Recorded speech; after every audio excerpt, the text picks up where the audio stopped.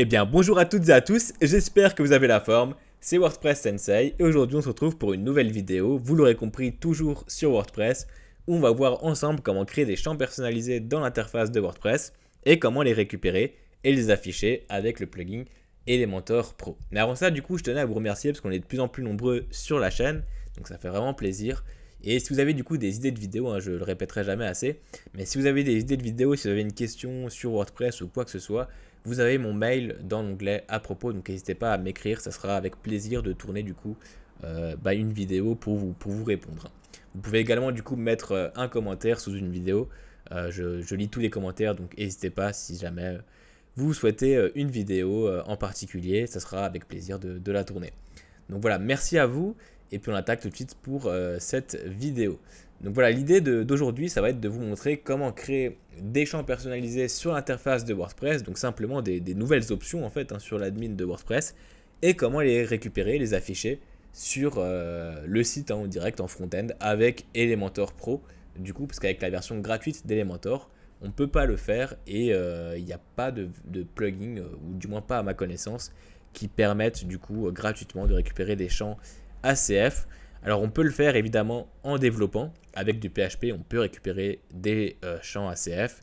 Pour le coup ça demande un petit peu de développement, c'est pas très compliqué, je ferai potentiellement une vidéo là-dessus, dites-moi si ça vous intéresse et je la tournerai volontiers. Mais pour le coup c'est pas l'objet de cette vidéo, là l'idée c'est vraiment de vous simplifier la vie au maximum et de récupérer ces champs là sans passer par une seule ligne de code.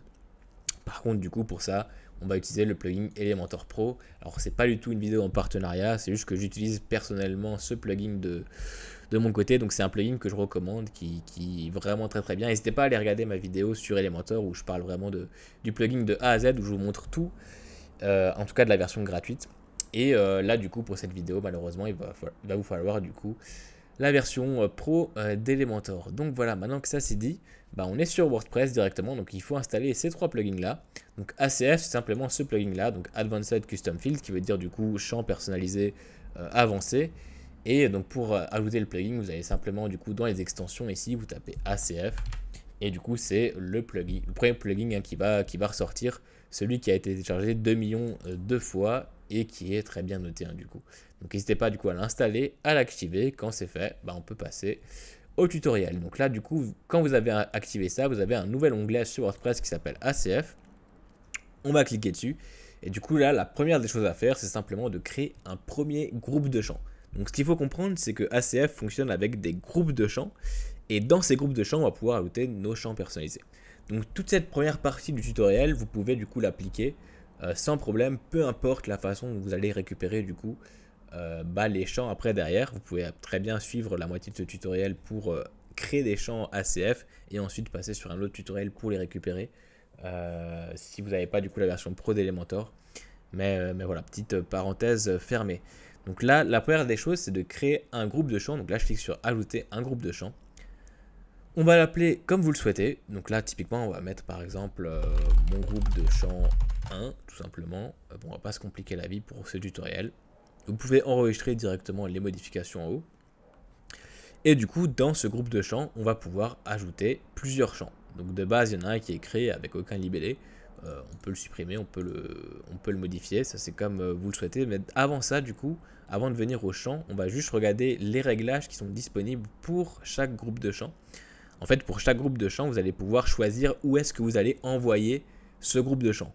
Typiquement, là, on va pouvoir du coup choisir si on envoie ce type de champ, ce groupe de champs, pardon, dans un certain type de publication, un certain modèle de publication. Donc le type, par exemple, c'est la page, les articles, les produits, par exemple, si vous avez un WooCommerce, d'activer, etc., etc. Modèle de publication, c'est simplement du coup les modèles que vous avez sur vos pages. Typiquement, par exemple, quand vous installez Elementor, vous avez deux modèles qui sont générés automatiquement, Elementor Canva et Elementor pleine largeur. Donc pleine largeur pour que la page prenne toute la largeur du site web, et Elementor Canva simplement pour que la page écrase tout ce qu'il y a sur le site et que vous ayez du coup une page totalement blanche. Donc typiquement ça c'est des modèles qui sont générés par Elementor, mais d'autres plugins vont générer des modèles aussi éventuellement, et vous pouvez aussi développer vos propres modèles de publication. Ce sera peut-être aussi l'objet d'une prochaine vidéo, donc en PHP toujours. Mais là, du coup, voilà, on peut choisir vraiment où est-ce qu'on envoie ce groupe de champs. Également avec l'état de la publication, si c'est publié, si c'est pas publié, etc., etc. Le format de publication, la catégorie de publication, taxonomie, etc., etc. On peut même carrément sélectionner directement une page, si on souhaite envoyer ce groupe de champs uniquement à une page précise, ou à plusieurs pages, hein. On peut également du coup choisir d'envoyer ce groupe de champs en fonction du rôle que l'utilisateur qui est en train de travailler sur le site dispose. Bah, typiquement, on peut très bien autoriser la modification de ces groupes de champs uniquement si la personne a le rôle d'administrateur sur WordPress. Donc voilà, il y a pas mal de choix ici. Nous, on va simplement choisir type de publication est égal à, alors on peut choisir de mettre si du coup l'élément est égal ou n'est pas égal à, et après on peut choisir du coup le type de publication, le type de, enfin le modèle en question, etc., etc. Donc là on va juste mettre type de publication est égal à par exemple page. Donc là on va juste envoyer ce groupe de champs sur toutes nos pages. Donc pas sur les articles. Typiquement là le groupe de champs qu'on va créer va s'afficher uniquement sur les pages et pas sur les articles. On peut ajouter des règles hein, en mettant et par exemple si on veut l'envoyer du coup à plusieurs endroits, ou alors du coup avec la version l'option ou hein, tout simplement si on veut du coup mettre une règle en ou sur l'envoi de ce groupe de champs. Donc là on va simplement mettre que ce groupe de champs va être envoyé quand le type de la publication est égal à page. Donc une fois que ça c'est configuré, on va passer du coup sur l'onglet présentation et là on va pouvoir choisir du coup comment vont s'afficher ces différents, ce groupe de champs, ces différents champs. Donc là, on peut choisir d'afficher du coup ce groupe de champs dans une boîte. Donc une boîte, ça va être simplement une boîte avec des bordures, hein, typiquement, ou sans contour. Donc là, on aura les champs qui seront directement imbriqués dans la page, donc directement ici, quand vous êtes sur WordPress, sans bordure particulière. Là, on va juste laisser boîte, typiquement.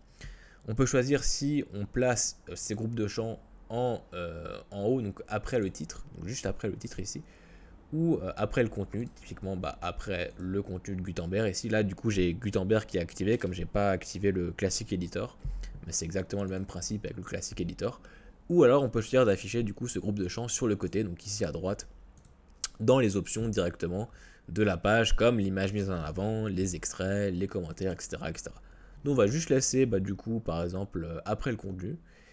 Et après, on peut choisir des options d'alignement pour les libeller et l'emplacement des instructions. Si jamais on met des instructions sur les champs, ça peut être pratique si jamais du coup vous savez que derrière vous allez avoir des gens qui vont travailler sur WordPress et qui ne sont pas forcément très à l'aise avec le web en général. Là, si elles ont des instructions pour chaque champ, elles risquent pas de trop se tromper, trop se perdre. Et pour le coup, ACF, c'est vraiment ça. L'idée d'ACF, c'est vraiment de créer une interface simplifiée pour que les gens n'aient juste que, en fait, des champs à compléter. Et ensuite, la page se crée automatiquement derrière sur WordPress parce que vous aurez du coup stylisé la page avec Elementor et récupéré automatiquement ces champs. Les options à droite ici vont nous permettre de choisir de masquer du coup des éléments sur WordPress. Donc par exemple ici, on peut choisir de masquer toutes les options qu'on va retrouver ici à droite. Par exemple l'image mise en avant, les extraits, les commentaires, etc., etc. Vous avez juste à cocher du coup l'élément que vous souhaitez masquer et vous cliquez sur enregistrer, puis ça va automatiquement masquer tout ça. Donc là, l'idée, c'est vraiment de simplifier au maximum l'interface de WordPress.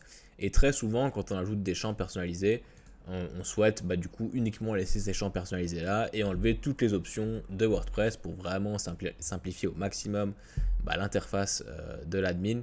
Et donc si jamais c'est ici que ça se passe, vous pouvez juste cocher ce que vous souhaitez masquer, ça va automatiquement du coup le masquer sur l'interface. Que ce soit avec l'éditeur de Gutenberg ou le Classic Editor, c'est pareil pour le coup. Pour les réglages du groupe, ça va pas forcément, ils vont pas nous servir à grand chose dans cette vidéo là. Donc l'essentiel c'est de choisir où est-ce que vous envoyez du coup votre groupe de champs et comment vous présentez vos champs. Et une fois que vous avez paramétré ça, on va créer nos champs tout simplement. Donc là de base il y en a un qui est créé, qui est un champ texte classique. Donc on va juste le modifier typiquement. Donc par exemple on va pouvoir choisir un libellé du champ, donc ça c'est pour tous les champs, donc vous allez pouvoir du coup choisir le nom qui apparaîtra du coup sur la page d'admin de WordPress. Ensuite le nom du champ, ça c'est du coup le nom que vous allez du coup utiliser par exemple si vous développez et que vous souhaitez récupérer le champ en PHP, mais c'est aussi le nom qui va être affiché typiquement sur Elementor quand on va vouloir récupérer le champ en question. Donc là typiquement on va mettre mon premier champ, hop. Dans le nom du champ, il va automatiquement récupérer mon libellé. Et il va mettre du coup des underscores à la place des espaces et tout mettre en minuscule parce que là du coup on a un ID en fait qu'on va pouvoir du coup récupérer en PHP pour récupérer le champ ou pour en faire ce que vous souhaitez. Donc voilà, ça c'est automatique, vous pouvez juste laisser comme ça ou le personnaliser si vous le souhaitez. On peut définir une valeur par défaut au champ. Et après on a quelques petites options, ça c'est les options du coup générales du champ en question. Mais dans validation ici on va pouvoir choisir s'il est obligatoire ou pas. On va pouvoir définir une limite de caractères. On va pouvoir choisir une présentation pour chaque champ, donc une présentation personnalisée, en plus de la présentation du groupe de champs. Et on peut ajouter une logique conditionnelle si par exemple on souhaite afficher ce champ uniquement si un autre champ a été complété ou que sais-je encore. Donc typiquement comme les formulaires conditionnels, c'est un peu le même principe du coup. Donc typiquement là on va ajouter notre champ texte qu'on a appelé mon premier champ, on va fermer le champ. Et là, typiquement, on va mettre un autre champ. On va mettre par exemple un champ zone de texte. Donc ça, c'est comme le texte, mais c'est avec une large zone de texte. On va pouvoir mettre plus de texte que juste le texte classique qui est simplement un champ d'une seule ligne. Donc là, on va mettre par exemple mon deuxième champ. Donc c'est vraiment juste pour l'exemple. Nom du champ, ça va récupérer automatiquement l'ID. Pareil, on a exactement les mêmes options. Donc si on souhaite rendre le champ obligatoire ou pas, si on souhaite mettre des instructions, le nombre de lignes qu'on souhaite du coup mettre pour ce champ-là, typiquement on va mettre par exemple 10 lignes à la place de 8, la largeur, etc., etc. Donc ça on va laisser tel quel. On va ajouter un troisième champ, par exemple un champ image, tiens. Donc là il n'est pas dans les champs basiques ici, mais si vous descendez un petit peu, voilà, il est dans le contenu. On clique sur image ici. Et là, on va pouvoir choisir du coup comment on envoie l'image, si c'est du coup à partir de l'URL, à partir d'un tableau ou à partir d'un ID. Donc en général, ce qu'on fait, c'est plutôt à partir d'un tableau. Donc c'est ce qui est fait de base, donc vous pouvez très bien laisser ça. Libellé du champ, on va mettre mon troisième champ. Hop, on va fermer le champ, et puis on va en ajouter encore un autre par exemple. Donc il y en a vraiment pas mal pour le coup, on a vraiment tous les champs classiques qu'on va retrouver par exemple dans des formulaires.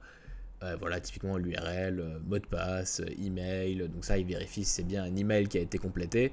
On a par exemple l'éditeur WYSIWYG, donc ça c'est typiquement le même que ce que vous avez du coup sur WordPress de base. Ça peut être utile d'ajouter ce champ là plutôt qu'un champ, une zone de texte, parce que vous allez avoir du coup les options d'édition de texte comme mettre en gras du coup les éléments, mettre une URL, mettre par exemple le texte en italique, etc. Ça peut être pratique. Du coup on va en ajouter un juste pour vous montrer du coup l'exemple.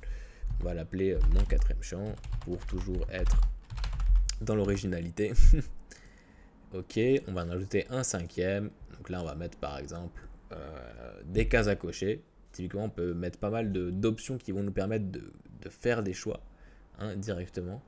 Et après on a aussi par exemple la possibilité de mettre une Google Map, de sélectionner des dates, etc., etc. Donc là, on va juste mettre encore, par exemple, des cases à cocher pour vous montrer. On va, pareil, l'appeler, du coup, cinquième champ. Alors, j'avais mis mon, je crois, devant. Hop, mon cinquième champ. Voilà. Et là, du coup, dans ces options de choix, on peut définir les différents choix. Donc, on va en mettre un par ligne, en fait. Là, si je mets choix 1, choix 2, choix 3, j'aurai, du coup, 3 choix en cases à cocher, tout simplement. Et pareil, n'oubliez pas que vous avez à chaque fois la possibilité de choisir si le champ est obligatoire ou pas, de créer des logiques conditionnelles et de choisir une présentation pour chaque champ. Donc là, on va enregistrer les différents champs. Et si du coup maintenant je vais sur ma page, alors peu importe la page, comme du coup j'ai envoyé mon groupe de champs sur toutes les pages et que je clique sur n'importe quelle page, vous voyez que du coup on a les champs qui apparaissent à la suite du contenu. Donc c'est ça, que vous ayez du coup Gutenberg ou le Classic Editor, vous allez du coup avoir exactement la même chose, c'est-à-dire que vous allez avoir du coup vos champs qui vont suivre le contenu. Donc là vous voyez bien le nom du groupe de champs, mon groupe de champs 1, et ensuite tous les champs. Donc là j'ai ajouté du coup un champ texte classique, donc là vous voyez que c'est juste une ligne de texte. On a le deuxième champ qui était du coup un champ zone de texte, où là du coup on peut mettre un certain nombre de lignes, donc là j'ai mis 10 lignes. On a le troisième champ qui était du coup la possibilité d'ajouter une image sur la page directement.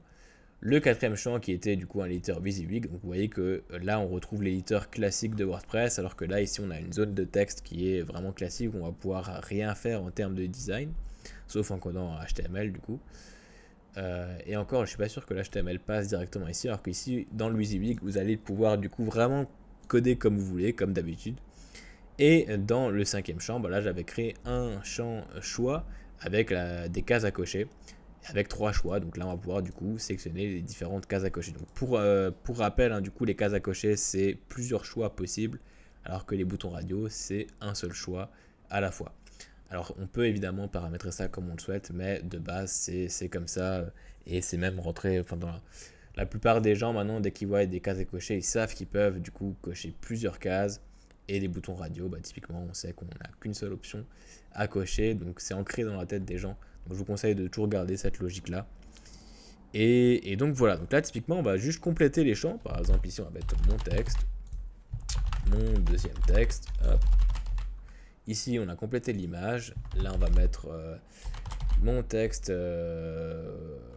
alors je sais plus comment on écrit WYSIWYG, mais voilà, on va juste laisser mon texte pour la vidéo. Et là on va pouvoir choisir du coup un choix, on va mettre par exemple le choix 3, on va mettre à jour la page.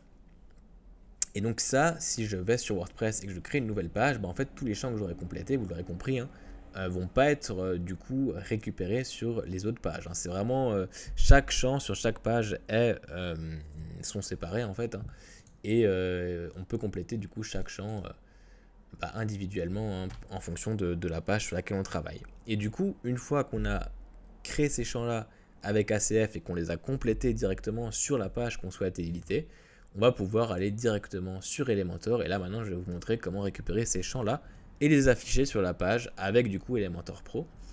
Donc là je vais simplement créer un champ complètement vide, donc par exemple mettre un titre ici.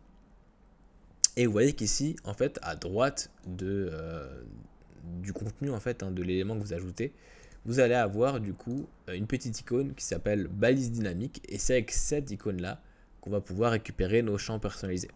Et du coup cette icône là malheureusement elle est disponible qu'en version pro d'Elementor. En version gratuite vous n'avez pas accès à ces options là. Donc là typiquement on va pouvoir du coup par exemple choisir de récupérer le titre de la page. Donc là typiquement il va récupérer le titre que j'ai ajouté sur ma page ici, donc page Elementor. Et si on veut rajouter du coup un élément ACF en fait, donc vous avez pas mal de choses que vous pouvez récupérer de base en fait, hein, sur WordPress. Mais là typiquement si vous souhaitez du coup récupérer un champ ACF, il faut descendre tout en bas, et là vous voyez l'onglet ACF ici va vous permettre de choisir du coup un champ à récupérer. Donc là si je clique sur ACF file, donc le champ ACF, et que je reclique du coup dessus, je vais pouvoir choisir une clé. Et là en fait la clé c'est simplement du coup les différents ID qui ont été créés sur ACF. Donc là on en a 4, vous voyez que du coup l'image n'est pas récupérée, parce que là on va pas pouvoir récupérer une image dans un titre. Mais là typiquement je vais pouvoir sélectionner par exemple mon premier champ, et automatiquement il récupère le texte que j'ai mis dans le premier champ ici, donc mon texte tout simplement. Donc là vous stylisez votre page sur Elementor comme d'habitude, hein, vous créez votre template.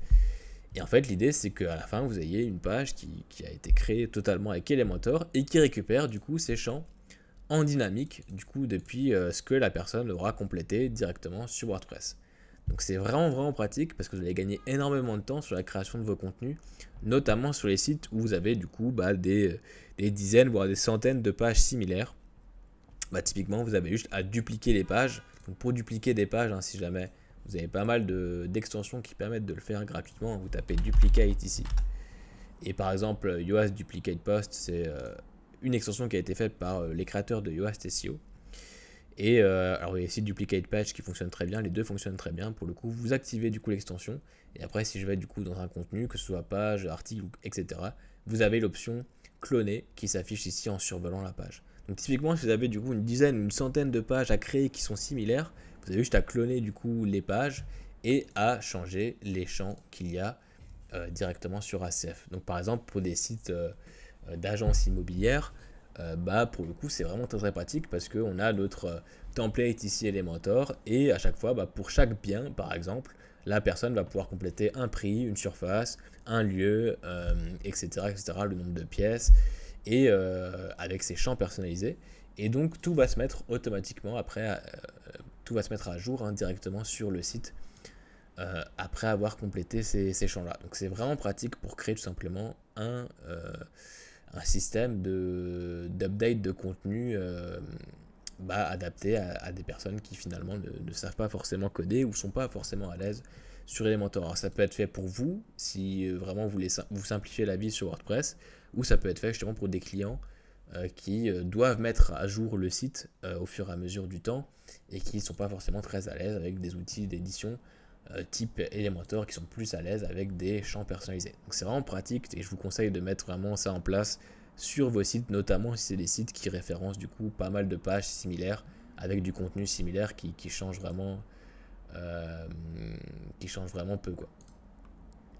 Donc voilà un petit peu l'idée d'ACF. Typiquement pour l'image, je vais vous montrer du coup, on va pouvoir du coup récupérer l'outil image d'Elementor, et là pareil vous avez cette balise dynamique ici, vous cliquez dessus, vous mettez ACF, et là pareil on va pouvoir choisir une clé, et là il va sélectionner du coup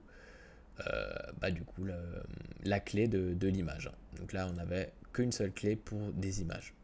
Pareil on met à jour et automatiquement ça va récupérer l'image qu'on va compléter ici. Donc là si je vais ici, que je change l'image, typiquement si je l'enlève et que je mets une autre, hop, je clique sur mettre à jour. Si là j'actualise ma page Elementor, vous allez voir que l'image va changer. Donc c'est vraiment l'idée, c'est qu'on ait du coup ce système de champ dynamique qui nous permet du coup de créer des pages et du contenu plus facilement, sans avoir à chaque fois passer par Elementor ou n'importe quel autre éditeur et tout refaire de A à Z. Pour le coup là on a le template, on a nos éléments, on les complète, on met à jour et notre page est créée. Donc j'espère que cette vidéo vous servira pour vos projets. Donc là c'était vraiment brut, je vous ai montré comment créer des champs, je me suis pas embêté sur le nom des champs et j'ai pas de template ici, c'est vraiment juste pour vous montrer le concept. Maintenant à vous d'imaginer du coup comment vous pouvez mettre ça en place sur vos différents projets. Et donc c'est très puissant, je vous conseille vraiment de mettre ça en place sur vos sites web. Et si ça vous intéresse, je ferai une vidéo sur comment du coup récupérer ces champs là en PHP si jamais vous n'avez pas Elementor Pro. Et sinon il y a peut-être d'autres solutions, pour le coup j'en connais pas spécialement, mais ça doit forcément exister. Et n'hésitez pas à vous renseigner également, mais en tout cas là vous avez les clés pour créer déjà ces champs là sur votre interface. Et ensuite pour les récupérer, voilà, vous avez plusieurs possibilités et je vous invite à en choisir une en fonction de ce qui vous paraît le plus simple de votre côté. Et donc voilà. Moi c'était WordPress Sensei, j'espère que cette vidéo vous aura servi. N'hésitez pas du coup à la liker, à la partager si jamais vous connaissez quelqu'un qui est un peu en galère sur ce type de modification WordPress. Et puis moi je vous souhaite une très bonne journée, une très bonne soirée en fonction de l'heure à laquelle vous regardez cette vidéo. Et je vous dis à très bientôt pour une prochaine astuce sur WordPress. Ciao ciao.